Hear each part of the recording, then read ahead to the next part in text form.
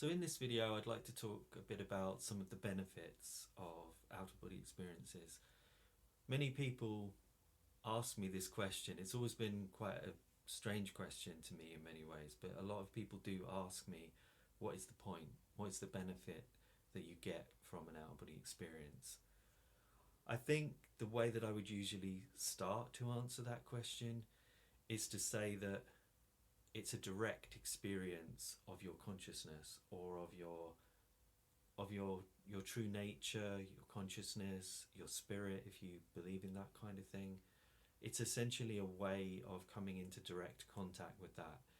It helps us explore questions like, is there life after death? Is there an essential spirit to the human condition? It allows us to explore those things directly. I know of no other methodology that can give us that in a direct experiential way.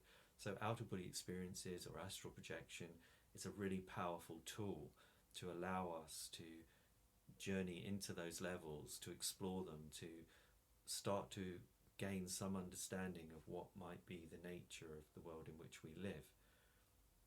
If there is a spiritual dimension to life, which most of the world has believed in throughout time, all the religions reference these kinds of ideas, I think the greatest gift really is the ability to explore those things directly and to ask those questions and to say, okay, what am I going to experience when I do these things for myself, rather than just going by a religious book or dogma or a particular ideology.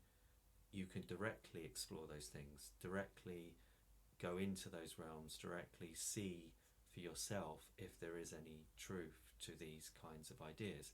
Even if you're a hard-nosed reductionist, skeptic, materialist who feels there's nothing to any of this, I think what better way to test that hypothesis, what better way to put yourself out there and to actually see than to learn to induce these experiences. None of the skeptical community deny that there is such a thing as an out-of-body experience.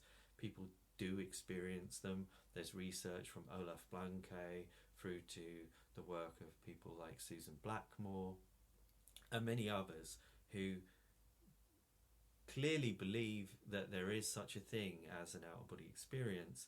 They just deny that there is anything objective or veridical or anything beyond the mind that is taking place in those experiences.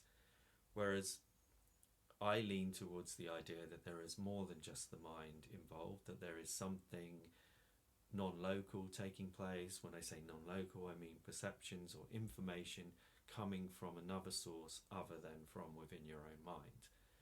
So I feel that we're dealing with some kind of extended self or extended mind or extended non-local consciousness. That's really what I feel is taking place. But you don't have to take my word for it with the out-of-body experience. That's the amazing thing about it. You can listen to what I say, you can hear the experiences that I describe, and then you can go and learn it and experience those things for yourself. And that's really the truest, most scientific way that we can approach life, I think. I tend to see the scientific method, or the idea of testing ideas, actually empirically exploring these things as almost like the ultimate meditation. I think the beauty of the scientific method is that it is like this meditation, this way of perceiving the world that aims to get to the core of what might really be going on. It aims to understand if there is truth to a particular idea. And I know of no other way that's simpler or more beautiful to do that. And that is really what I see as an amazing aspect of all of this. And an out-of-body experience is really the most direct way to do that for ourselves. So I would say to people watching this, go out there, explore it, try out these methodologies, learn and answer the question for yourself, is there more than just the human brain.